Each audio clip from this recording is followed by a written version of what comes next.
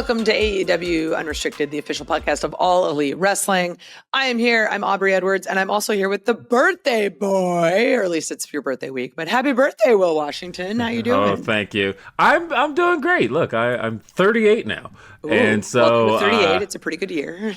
yeah, that's what I hear. It's like it's officially I have to officially say late 30s now. Like I could get away with saying mid 30s for the last few years, but now it is late 30s. And closer 40, way closer to 40 than 30.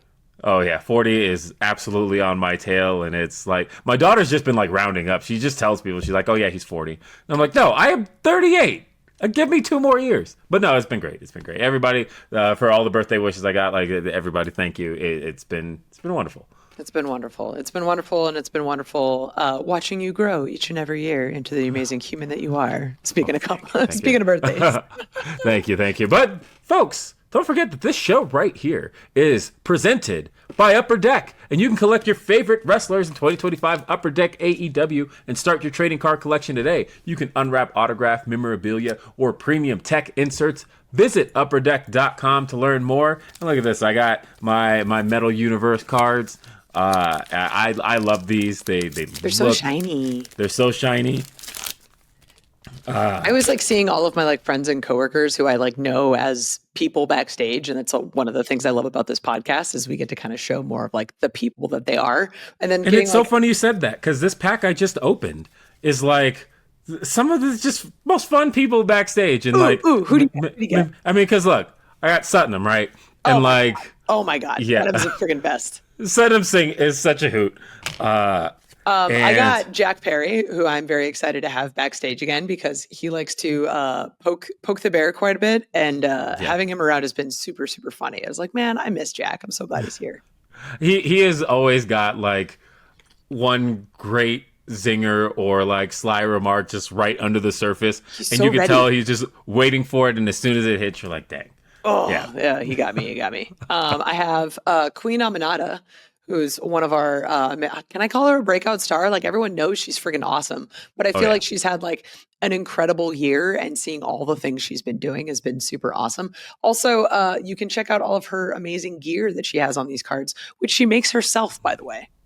Look, I got Mason Madden. Always great conversation. Man, like I said, just some of the names here, almost used a real name here, but Brody King. That's always the fun one. Is like, I almost came out just because I saw his face, and I was like, I just wanted to say it, and then I thought, no, Brody King though, always excellent, real good guy. Speaking of excellent, and one of the people that I love talking about all the time is this Mr. Kyle Fletcher here, who I mean, I talked about Queen Aminata's breakout star, but Kyle Fletcher's like future champion. Like I think everybody knows that. Nobody bats an eye when you say that. A future world champion, because he's currently TNT champion, right? Like he's just so great seeing his body transform, seeing his wrestling transform, seeing the person he's become, just so great. And I love that we get the time that we do to talk about the Kyles that we love in our life. And speaking of Will, what time is it? Well, I think it's about time to conglomerate again, because look, these have always been my favorite guests to have here on Unrestricted, and this particular guest is no exception to that rule. And I'm so excited to have him back on Unrestricted, because it's been quite a while since he's been here. But ladies and gentlemen, the one and only Kyle O'Reilly is here. Hey. What's up, guys? Thanks for having me. Dude, thank you for doing this. Thank you for being back here on Unrestricted. It's been 3 years since you've been here on the show. And a lot has changed for you in 3 years. Because 3 years ago, you suffered a severe injury that saw you out of action for quite some time.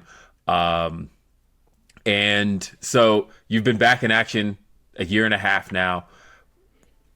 Talk to me about where your head is at, because I know for a long time there were a lot of doubts. You know, how has your mental been being back in the ring and being back almost, I would say, to top form Kyle O'Reilly? You know, it's funny you mentioned that, and, you know, talk about a full circle moment, because the last match that I had before being injured for 2 years was with Jon Moxley. And now my most recent Whoa. Yeah, match it was from in Kansas Wednesday City.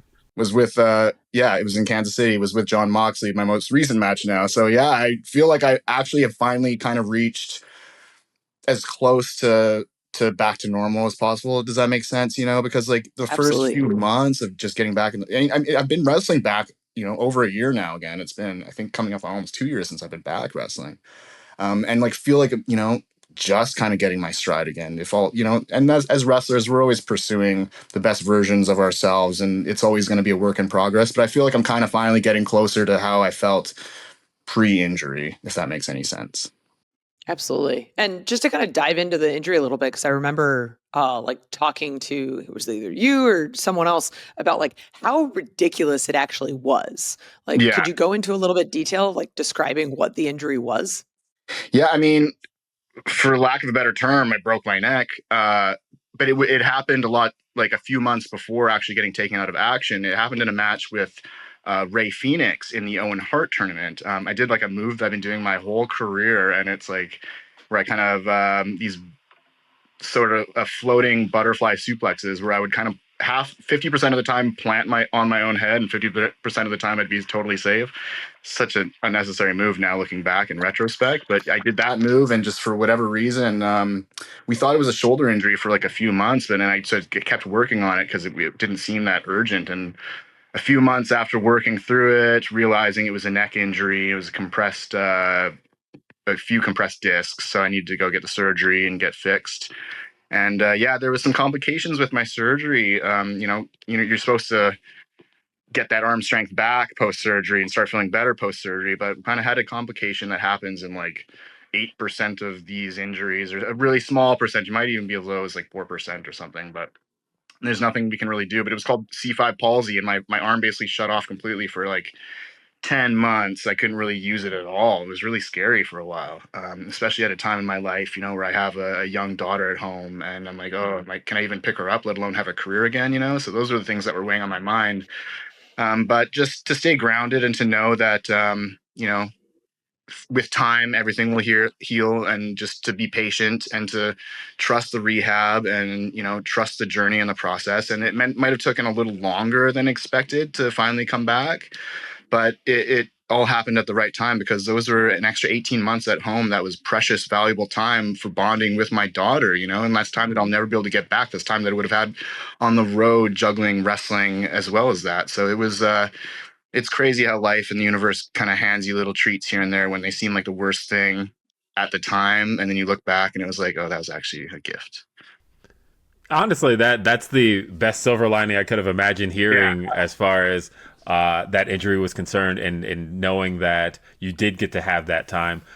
So honestly, like, you know, everything I wanted to ask you was about, like, you know, how are you doing mentally with all of it? But Yeah. honestly, like, that feels like the best case scenario in terms of, you know, as a dad myself, you know, those early years are those most formative years where you start to see them reflect you and Yeah. reflect back to you, and to get to spend all of that time with her, that had to have been amazing. It was super special for sure. Love that. But then you did get to make your return, Revolution.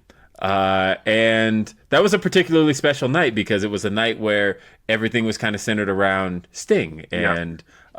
and seeing Sting go. But as we saw Sting off, you got to make your return. So it was almost like the passing ships or crossing. I don't know. There's a term we can use for that, and it's not coming to me in the moment. But either way, it was kind of a full circle night for everybody in AEW because I think everybody was super excited to see you back Yeah. and see you have that moment. The fans lost it when you hit the ring in that moment. Talk to me a bit about what that night was like for you. Amazing to be a part of such a special night because I mean, before the injury as well, it looked like was kind of going into a little program with Sting and might have gotten to work with him and Mm, Darby in a tag or two and Mm-hmm. like maybe get some matches. It didn't work out, of course, but to be on the show of Sting's retirement was so special and so amazing to see that. And oh my God, what a match. Like just to be in that building, to see that live was, I mean, that meant more to be there than returning. Honestly, it was return for me was more that first pay-per-view match that I had with Roddy, where it was like, okay, now I'm back. That felt like my actual kind of return, like just appearing in the ring and stuff. Like that's really cool and it's special, but like it was, yeah, I didn't. It just didn't feel the same. You know what I mean? As when you're actually getting in there and you're ready to perform. I think my favorite part of that moment was seeing you in the ring and you're like super serious because we're trying to set this moment of like, you don't know if you're going to be siding with them or turning on them. But like the crowd is so receptive that it's like impossible for you to not smile in that moment because of Yeah. everything that had Oh happened yeah. on the journey. Yes. Impossible to not smile and well up a little and just feel the emotions because it's a real emotion. Right. I did go through a lot of struggle mentally through this whole journey, not to mention the physical aspect of it. So it was a huge, you know, weight being lifted off my shoulders that I got to have my career back, that I got to appear in front of a crowd again. Like that's huge. And with my friends in the ring, like how special is that? You know, I'm extremely Right. great. It's one of Yeah. those things like you almost like can't plan it in wrestling, but then No. when it happens, it's just like, oh, this is the most magical thing, like way it could have happened. Like That's all it's wrestling is a series of mistakes and unfortunate events that we have to juggle and deal with. It seems like it just, you never, whatever you expect is going to happen usually does not go that way. But not like we talked at about before, a lot all. of these things you're handed are little gifts that might not happen otherwise. And that's what wrestling's all about, is making it work. It's live TV every single week. So considering like making it work, just on that topic, I know that when a lot of people come back from injury, they sort of have to change their style a little bit because of, you know, you're factoring in all of these new things and sort of protecting your body. So what has sort of been the thing for you knowing coming back from broken neck surgery, nerve damage, being able to wrestle again? Like how has your mentality in the ring sort of changed? I feel like I've always had a kind of a grounded, safe, somewhat safe, for lack of a better term, style. You know, I didn't take too many risks, but it's just wear and tear, years of wrestling. This month, actually, I think tomorrow is the anniversary of my first match 20 years ago. So I'm 20 years in now. You know, Whoa. I guess 2 Wow. years off for an injury, so 18 years. But Yeah, we'll still count it. yeah, No, I'll it still count counts. it. You know, If the paycheck was coming from wrestling, you're still in wrestling. yeah, exactly. Yeah. But to answer, I mean, those butterfly suplexes I have not done since. I don't know if I will do those again. You know, maybe, never say never. It's wrestling. But I feel confident in my like abilities to keep it grounded, to keep it safe and slow and methodical. My, you know, my style and my approach to wrestling, my philosophies in wrestling is, you know, just treat it as realistic as possible. And I think that's kind of helped been a bit of my saving grace in coming back and treating my body a little better. You know, one of the questions that I think a lot of the fans have kind of wanted to know for some time, kind of going back to the injury a little bit, there were rumors floating around the internet for a few months there that, you know, it could have possibly been the end for Kyle O'Reilly. And I guess my question is, one, how true was that? Was there any point where it was like, you know, maybe this isn't going to be the future for me? And what were some of the thoughts around it going around your head as far as that was concerned in wrestling? I mean, the truth is, we didn't know how much of my arm would come back, if any of it. So it was a very real possibility, right? You know, thankfully it did come back. I mean, it's not the same. Like, there's a noticeable difference in my arms, but I mean, that's beyond the point. What we do is entertainment, and it's who needs a pesky bicep, anyways? It's just getting in the way. I was getting in the Some way. I'm people trying don't to even get have them. directions to Like the beach. whatever. It's like, get out of there. Yeah. So, you know, but that I had faith in the process and this, and you know, I love this business, and no matter what would have happened, I feel like I could be involved in some degree, no matter what. And when it is time to hang up the boots, hopefully I'll still be involved in the wrestling business to some degree, you know. And that's the beauty of what we do, and that's the beauty of what AEW is. You know, we create those opportunities for guys who aren't in the ring anymore.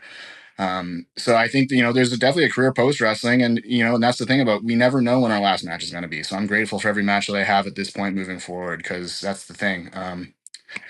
You know, if you like, maybe the show before All In, you know, me and Roddy and Adam were having a 6-man tag, and like before we go out the curtain, we just have a little powwow and a little hug, and we're just so grateful for these moments that we get to have behind the curtain right before our music's about to hit, right when it's just the three of us and we're just focused on the match and the love that we have for each other and the trust that we all have for each other. And just like, we never know how many of those that we're going to have again. And then lo and behold, like, we don't know where Adam Cole's at right now, but for the foreseeable future, that was his last match for the time being, right? So you can't take any of this for granted, and you got to appreciate and love every minute you get in there.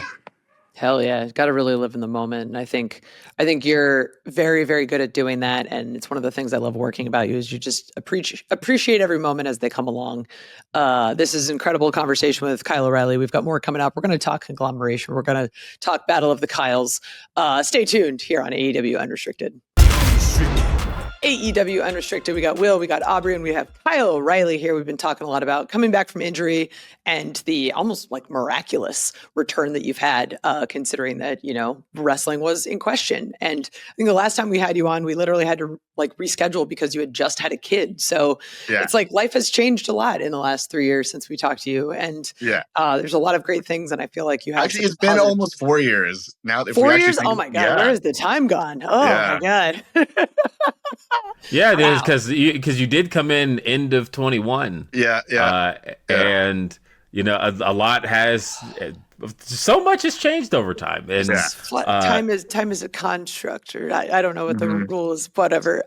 Anyway, one of the things that I love seeing on TV is your antics with the Conglomeration. We recently had Mark Briscoe on, and we're talking about like how great this group is, and I want to hear from your perspective. Like, how did this happen? How did you end up in the Conglomeration? Because it's my favorite group. Is there any answer to that question? I mean, the whole concept of the group, it's the Conglomeration. It's just a conglomerate of personalities that somehow work together, but there's no pressure involved in the Conglomeration either. You know what I mean? It's like we don't always got to back each other up, but we do on occasion when it feels like we're all in our own little world and we all fit together really well, and we're all doing our own little things on the side as well. It's really unique, and that's what I like about it. There's really no sort of anything that's really. I mean, of course, everything's been done in wrestling. Don't get me wrong, but I guess it's a unique sort of group, I guess, in that respect. I think what a lot of fans took away from the birth of the Conglomeration, because I remember the first promo we did that pretty much spawned the existence of the Conglomeration, that was setting up the tag with Don Callis family, and it was the one where Willow came in, and it was the one where he said the word of the day is Conglomeration. And what was fun about that promo in particular was that in the moment, we had you right over Mark Briscoe's shoulder, and you're reacting to the things he's saying and giving the emotes and all of that. And it was like, okay. And I remember the reactions to the promo. A lot of fans were saying things like, oh my God, like this like Kyle's really got some like comedic chops in ways that I didn't realize he had. And his timing is excellent, and like all of this. And so the way that like Mark Briscoe is cutting this promo and getting everybody hyped, in the way that you're right behind him, almost in like the Key and Peele translator way, and like the way that it all kind of came together, it gave people such a different view and a different window into a side of Kyle O'Reilly that I think people have come to really enjoy about you. How have you felt getting to do those promos? Because like that's really the beauty of the Conglomeration, is you're going to get these excellent matches because everybody in the Conglomeration is extremely talented in the ring. But then when you guys get to come together backstage, we always know there's going to be some sense of fun with you guys. Yeah, absolutely. I mean, it is an absolute blast working with this group of individuals, because we all bring something unique to the table, and we all play off each other, and we all have the same sort of sense of humor, I guess, for lack of a better term, right? And but it's all just a happy accident. We don't really talk too much about what's going to happen or what we're going to do. We just conglomerate and let it sort of be natural, right? And I think that's what the key to the group really is, And with Mark, I mean, just getting to react to him is it's a treat, right? And I love playing that, like just to be there and just to react to Mark is my favorite thing in the world to do. It's so fun, and it's great. One of my favorite moments is when he handed you the belt and you started Oh to yeah, throw hold him my in there baby. like a Yeah, baby. yeah, Yeah. yeah. That was great. I was like, I don't know how you're not dying of laughter right now, which is Yeah, probably one of the best parts about this is like you're all so serious in this moment where I am like physically dying because I'm killed over like laughing so hard. It's so phenomenal to see you guys. So I'm curious, like, is there anything in particular that like you've learned, either you know in the ring or out of the ring, from any of the crew in the conglomeration? Because they have such varied backgrounds, varied wrestling styles. Like the Ishii's one of the like greatest wrestlers ever, and he's like totally stone cold, like faced. What have yeah. you learned from your compadres in the conglomeration? I mean, one thing I've really learned well from Orange Cassidy is like taking those, because I'm always very like once the bell rings, I'm always very serious and straight laced, right? But Orange has a way of taking like of mixing his character into the matches without damaging the integrity of the match. Does that make sense? You know, Oh yeah. he Absolutely. somehow he makes it work and gets like something that would be considered comedic outside of the ring, but he does it in the ring, and now it's suddenly serious. Like it's that I find is just brilliant, and I've tried to take little tricks like that from him and sort of implement some of that like sort of zany character whatever into the ring, but not too much to where it's going to diminish what I'm going to do once the bell rings. I'm a serious wrestler, but like wrestling is a circus. It's a variety show. So who's to say that every backstage promo or interview has to be me wanting to whip someone's ass? Because that's not me whatsoever. Like I've tried to be the serious, I'm gonna badass talk my way into this match kind of guy, and that doesn't suit me. It doesn't fit, you know.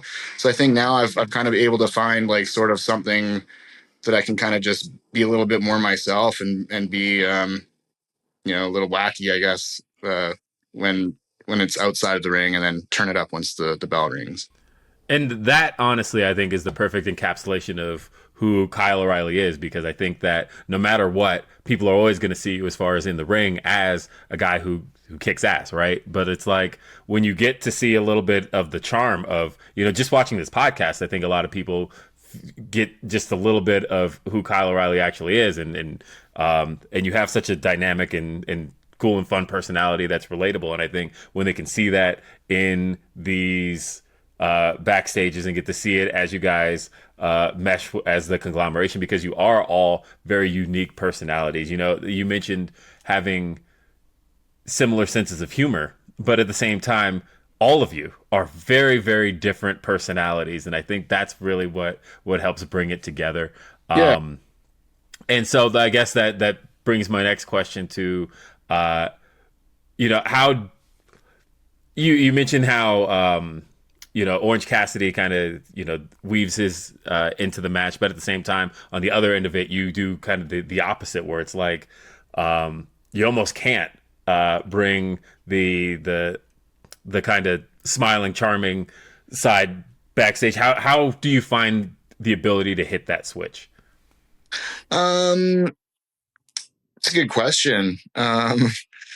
I just, once that bell ring, like I'm treating it like a fight, and that's what this is, right? Like it can, mouth off all day in a promo or whatever, but I don't know. It's just to do something a little bit different, I guess. I don't know. That's not really a very good answer to your question, but I really don't know what that is. I've always been just a guy that can, yeah, I just love wrestling, and I love it to be as realistic and believable as possible. And I don't want to really sacrifice that style, but it doesn't say I can't be an idiot backstage in my promos and stuff. Like I have no problem having egg on my face and looking like a total dumbass. Like I think that's what's kind of unique. Not everybody needs to look like Billy Badass and that can whoop everyone's ass. Like I'm fine being the guy that like is going to slip on a banana peel and get stuck in a broom closet backstage, but then the bell rings, I'm gonna whoop your ass. Like this is how Right. it should be.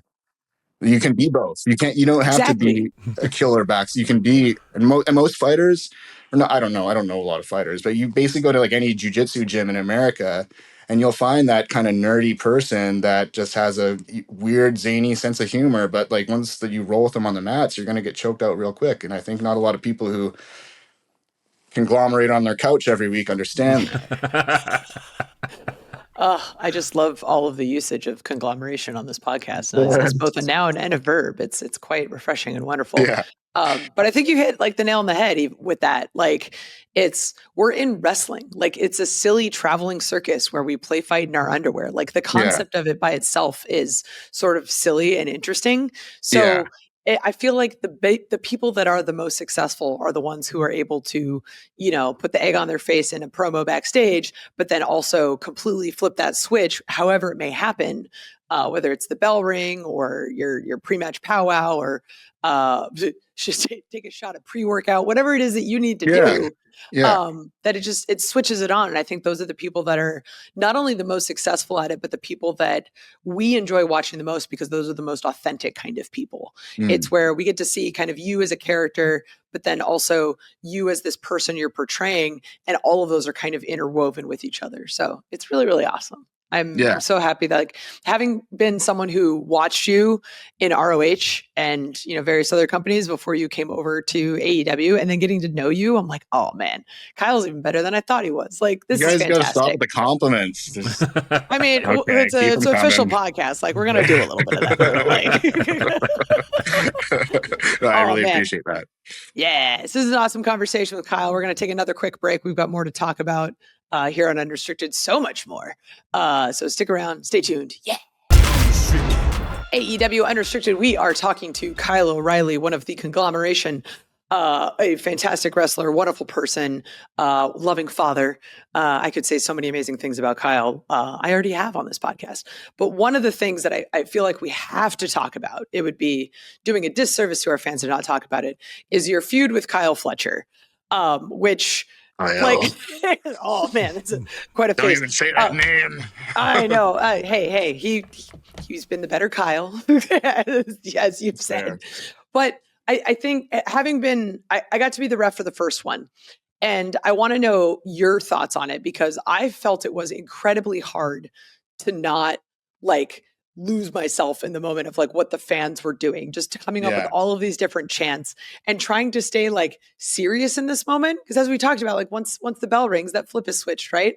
But now yeah, you have this element of the fans that are like totally making this a completely different experience. Like, what yeah. has that been like for you? That's such a wild thing to experience. Like anytime we're in the ring and you get just like a crowd reaction that you're not really expecting as much, it's such a gift and it's such a treat. Um, and that match was like really sudden. Like I think it was like the show was already underway. It was one of those Dynamite Collision double Like a double tapings, and taping, yeah. we were nearing the end of Dynamite. It's like you guys are gonna wrestle in Collision now. We're like, oh, okay. So it was very sudden and put together, and just didn't really expect it whatsoever. Um, and oh yeah, what a gift! Like just yeah, in the moment too, just like trying not to laugh. Like this is just awesome, and like we're trying to use it and play off it, but not give into it too much to where it's corny and we're taking away from the fact that we're two competitors trying to beat each other. You know what I mean? Like so, but yeah, oh, it was really neat, and it was in Seattle, right? I think so. Somewhere It around was in there, Washington. maybe. It was in I think it was Washington. Washington. Yeah, it was like Kent. Was Yeah, it was Kent. Yeah, yeah, yeah. So yeah, just for the Northwest crowd, they're always incredible, and it was really neat. Yeah, Yeah, and it always reminded me of because like the first time that had happened in AEW, and it became clear that like this is always going to be a thing when this scenario comes about. Because I think about Revolution. What was that? 22. Adam Cole versus Adam Page. Adam Cole Yeah. versus Adam Page, and of course the fans really, you could hear it like start to brew up as you heard "Let's go Adam, Adam sucks," and then like all of a sudden the whole match is just surrounded in Adam, and it's like the second we realized, wait, Kyle Fletcher's here, Kyle O'Reilly's back, this has to happen, but you don't necessarily anticipate that the fans are going to do exactly what they did there, and it has become just one of those cool AEW things that is just unique to our company. I did want to talk about Adam Cole because I feel like that's a really big, important piece of your career when we talk about Adam Cole, and whether we could talk about going back to WWE, and even before WWE, we could talk about Ring of Honor. Ring of Honor. You guys have had so much history together, and this last stretch of Adam Cole's career, prior to his injury, you guys got to work together as the Paragon. You guys were working an incredible series of trios matches on a regular basis. Kind of talk about, people have been wanting to see kind of a full on reunion for some time. From the time you really stepped into AEW, the first time, when you first got into AEW, it was you and Bobby Fish and Adam Cole, and you guys were working as the Undisputed Elite. And then your injury happened, and Adam Cole's injury happened, and then but then Roddy came into the company, and so people for so long had wanted to see you guys really get to do this finally together as a trio. What were those last few months like, finally getting to do this the way you guys had kind of always been able to do it? Yeah, I mean, we absolutely love getting to work with each other, and I would not have any career without Adam Cole. Like, I'm the man I am, let alone the wrestler I am today, because of Adam Cole. So I'm eternally, forever grateful for him and for everything he's done for me, my career, not to mention Roddy and Bobby, the entire group of us. So getting to, have one last chance to get together and perform together in tags and matches and trios matches and just doing promos again together, it's just seamless. Like, it was just the easiest thing in the world to do together. It's so natural and just so fun, and just, we just have so much love for each other. And it's just it's unfortunate that it had to sort of not end the way it did, because nothing's ever It's not over. No, No. of course.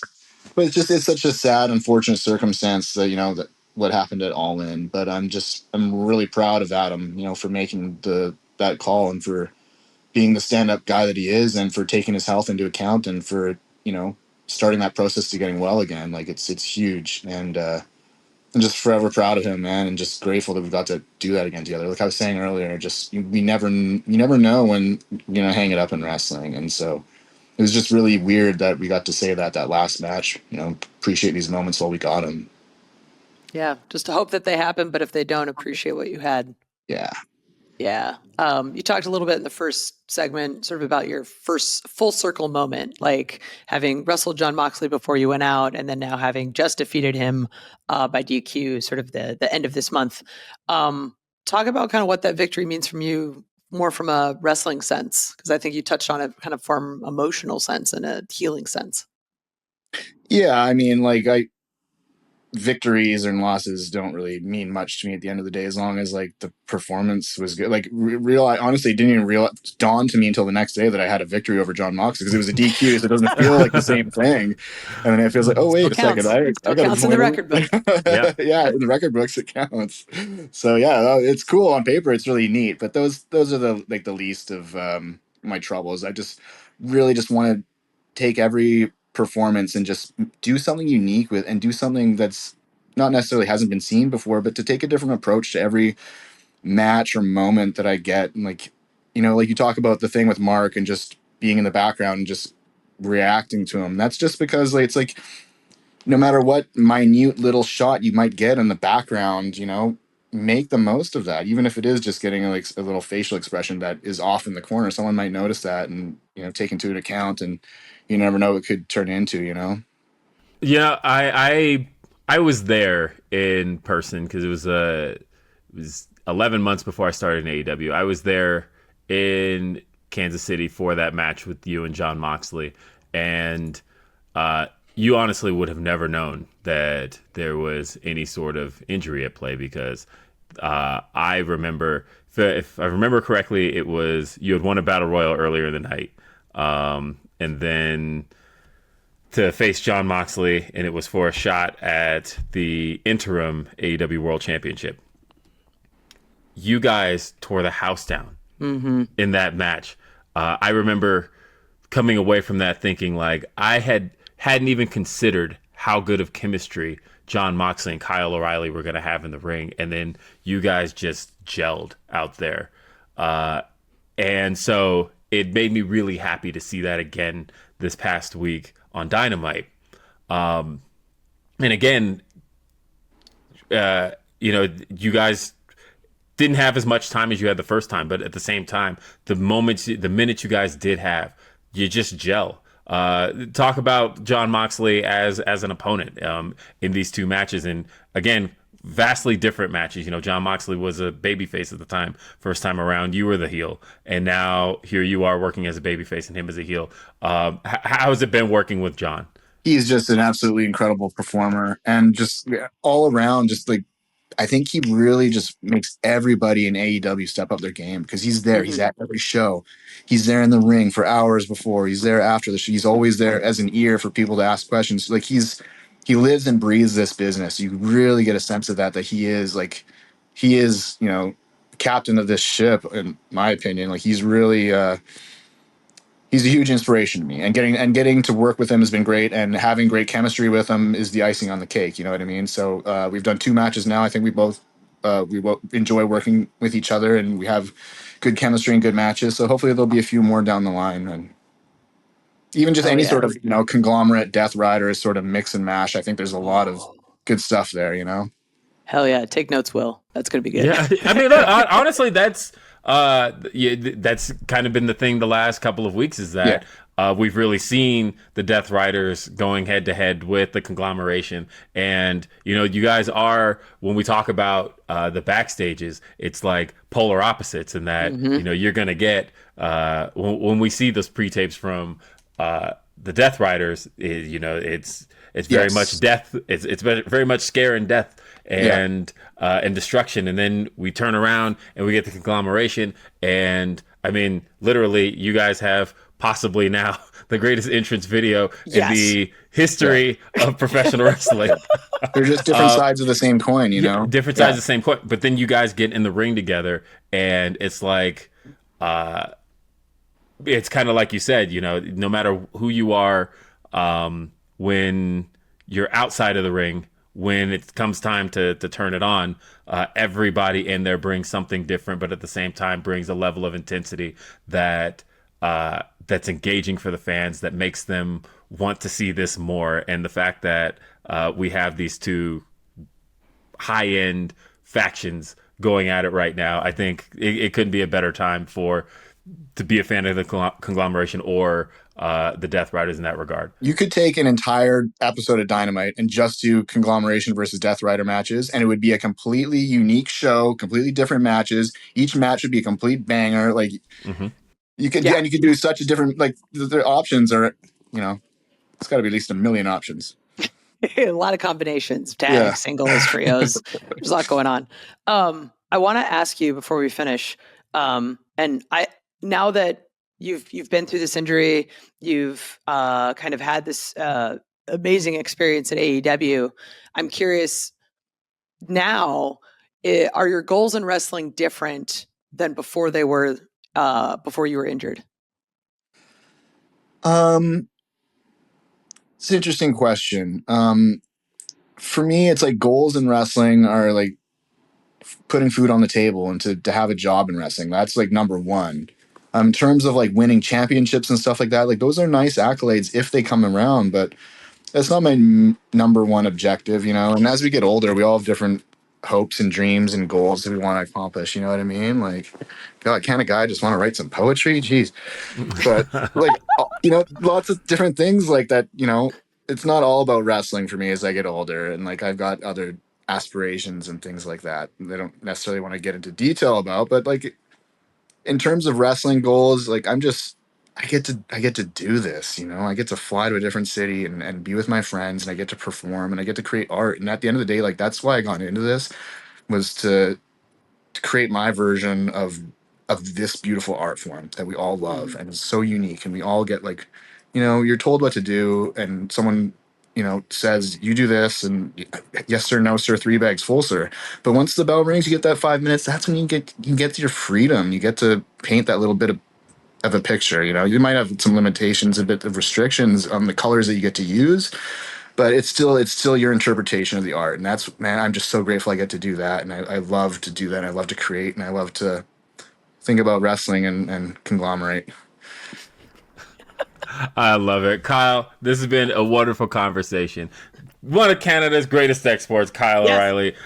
Thank you for being here Thanks, on guys. AEW Unrestricted. And don't forget, folks, that AEW Unrestricted is sponsored in part by Upper Deck. You can collect your favorite wrestlers in 2025 Upper Deck AEW and start your trading card collection today. Unwrap autograph memorabilia or premium tech inserts. Visit upperdeck.com to learn more. And you can listen to and follow this podcast, AEW Unrestricted, at Apple Podcasts, Spotify, or wherever you get your podcast. And you can check out the video episodes on our YouTube channel at AEW Unrestricted. Hit that subscribe button so you never miss an episode, and you can see all of our beautiful faces and see Kyle O'Reilly here. And again, make sure you're subscribed on our YouTube channel, AEW Unrestricted. Also, are you an AEW insider?